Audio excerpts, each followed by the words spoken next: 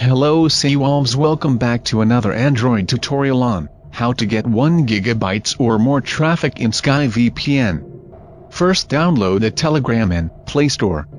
Or you can also use the link in the description below. Now after downloading, open the app. Click Start Messaging, then OK.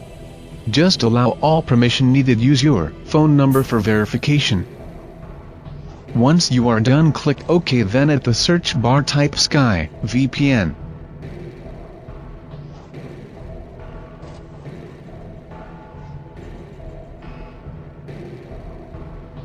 Click the orange profile, then click Start.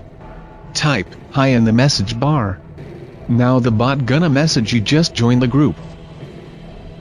Go back, then type "Hi" again.